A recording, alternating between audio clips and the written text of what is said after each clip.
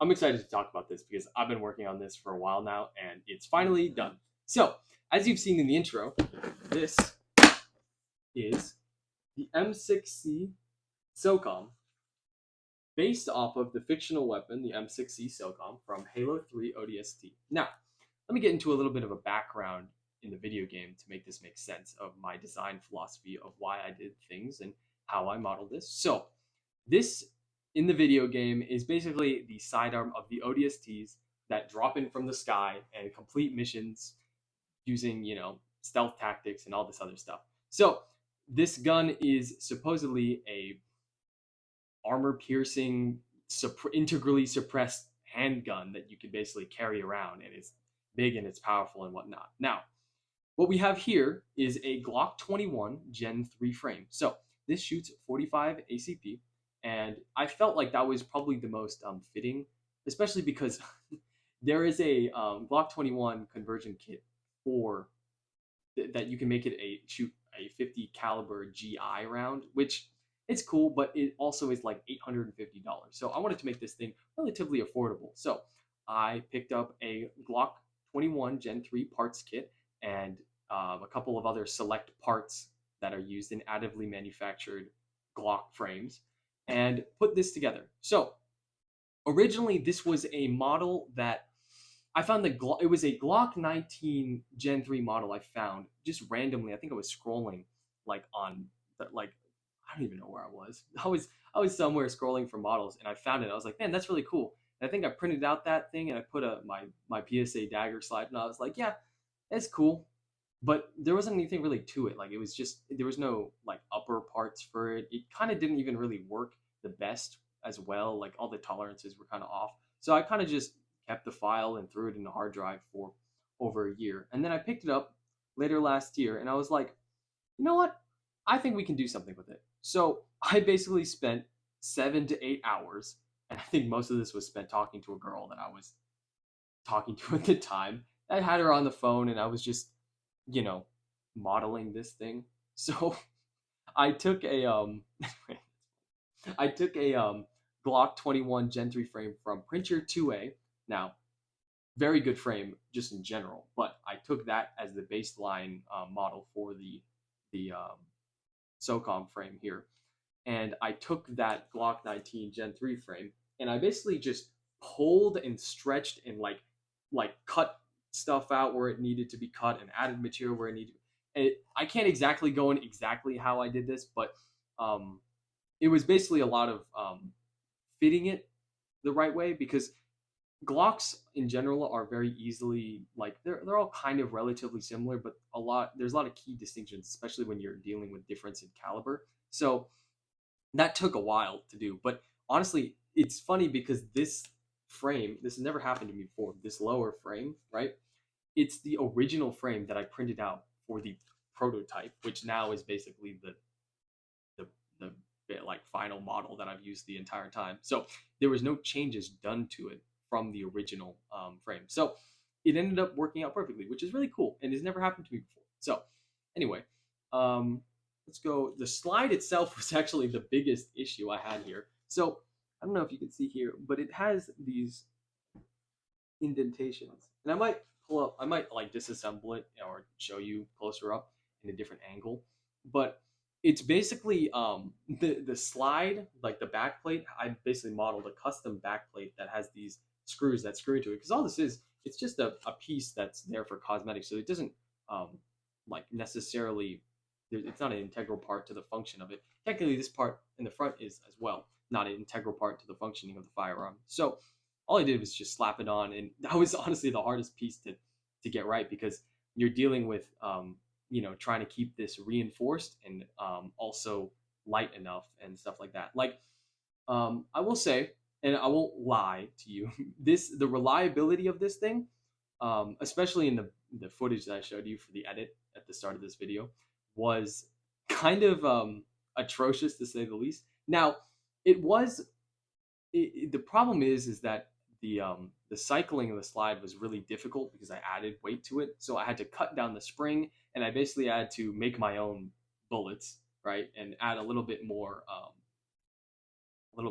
oomph to the round. So And that ended up being fine now. Like now it functions fine. But stuff like the cycling of it and also this front piece right here actually originally broke off in the footage that you saw for parts of it. So I won't lie, it's not exactly like it's perfect, but right now this one is a more reinforced version of it and it works fine. So I wouldn't be like I just didn't really want to reshoot the footage because I was out there already with this costume on and stuff like that. So I don't know. I think it's fine now. But back to talking about this. The front end of this. Now, this is a flash hider. This is not a suppressor. So if you want to suppress it, it's not hard. It's not. So yeah, that's all I'm gonna say.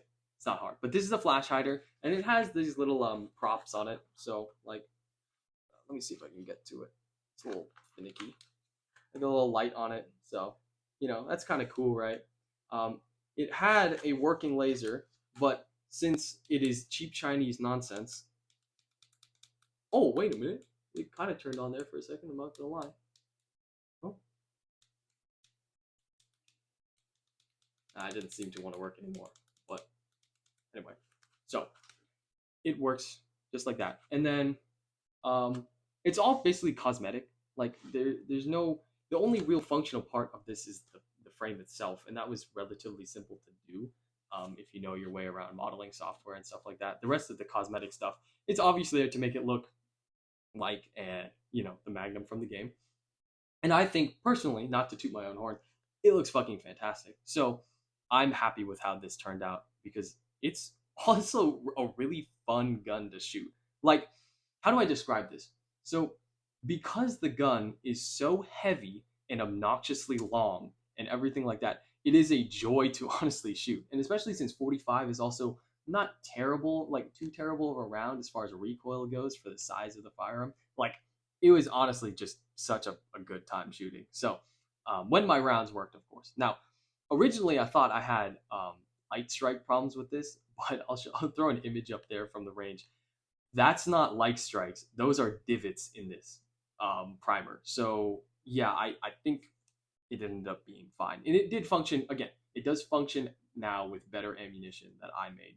So yeah, I mean, as far as the overview of this goes, I guess the magazine, it's just a it's just a 21 magazine with just a custom base plate on it. There's nothing simple to it. It's just that whenever it inserts in there, it just looks nice and stuff like that. Like again, it's more so a cosmetic facelift to the 21 more than anything. And the reason why I kind of did that is because honestly, Glocks are extremely reliable as far as and it's simple, extremely reliable and simple.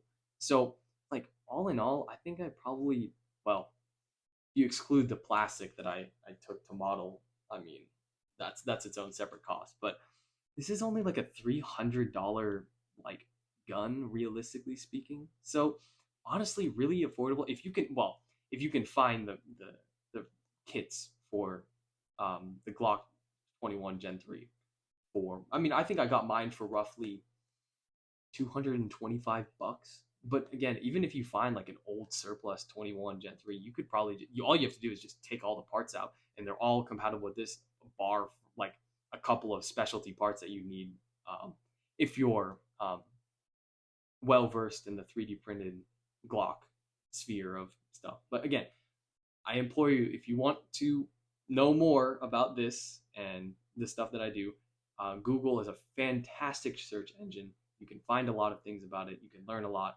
So yeah, that kind of concludes the base overview of this. Now, I think I'm going to talk about the like shootability and like how it actually is. So the gun is actually extremely flat shooting, and the sights on it are not as bad as I thought they would be. Like it's impressive because this was all basically meant to be a lore accurate like size. Like for example, this is technically lore accurate sizing. This is 14 inches end to end. When you, if you like this is 14 inches long, which is fucking like it's just crazy. But yeah, so I didn't expect it necessarily to be like a good shooting weapon, but it kind of is. Like if it's a little clunky because you like holding it with two hands, like it's a little bit it's a little bit hard to do. But honestly, one-handing it and stuff like that, it's just, I mean, it's fantastic. It's so fun to shoot. Like, it blew me away. Fun to shoot. I love going. I love bringing this out and like showing it to people, and they're like, "What the fuck is this thing?" And they like hold it, and they're like, "What? How do you even like?" You know, I'm like, it's such a party trick. But yeah, I mean, I think it was a worthwhile project to do, and I think I mean the main thing was honestly the slide right here. It gave you the biggest issues. Is honestly just trying to make it stay on without breaking.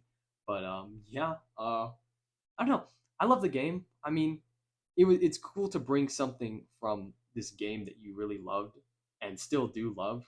Um, well, I loved it a lot as a kid. That's where the inspiration comes from. I mean, this costume that I'm wearing, I basically made this when I was in like a sophomore in high school. Let me actually go grab it because I think it's kind of funny to talk about.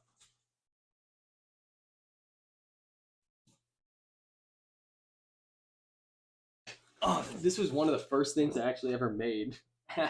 This is basically just this the mock-up model out of foam, and I did this because I was gonna go to a Halloween party and I wanted to have some props and stuff like that, and it was just, I mean, it was good fun. And now look at this. Now I have a real version of it. So, I mean, it's just, I mean, oh, it's actually kind of cool. So it's just kind of good fun. I think a lot of the things that um, additively manufactured processes allow you to do is bring like ridiculous projects like this to real life, and it's honestly amazing. Like I don't know, I had a really fun time modeling this and testing this, and this was one of those things that it was just always it was a joy to work on. So yeah, with that, I guess that's pretty much all I have to really say about this. Yeah, this is a fun project. Nothing more. Thanks for watching. I'm gonna get out of this sweaty costume. So yeah, see you later.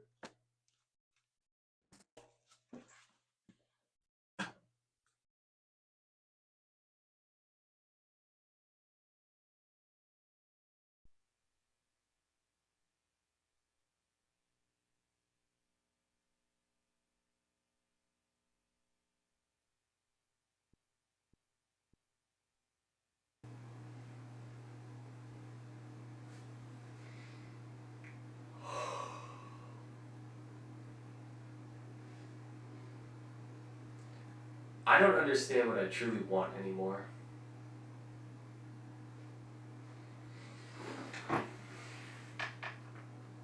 I love being single.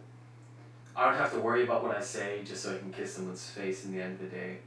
Friday nights are for me playing video games with my friends or working on a project and just having a YouTube video on in the background. I have limited time when it comes to school now, so having moments like that is really important. So it's wonderful to be so free.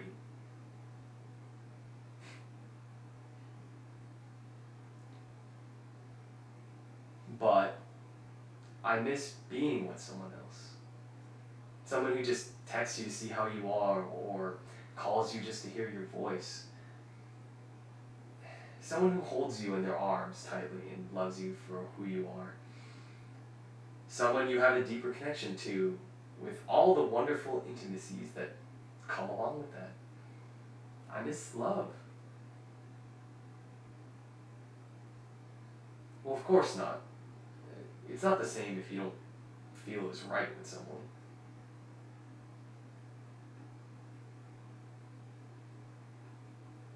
Last summer was not wrong. Look, alright, it wasn't perfect, but it never is, right?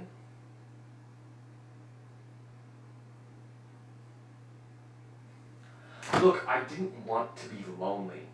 I wanted someone to, like, to tell my pain to and to tell me that it was gonna be alright and that things were just, it was gonna work out. Someone to hold me in their arms and allow me to just let the walls fall for 1 second. So yeah, I knew it wasn't going to work out. Hell, both of us did.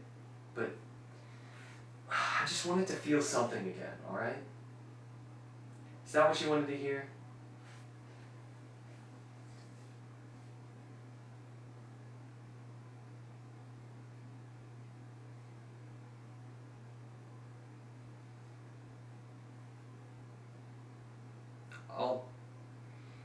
do my best to remember that for the future.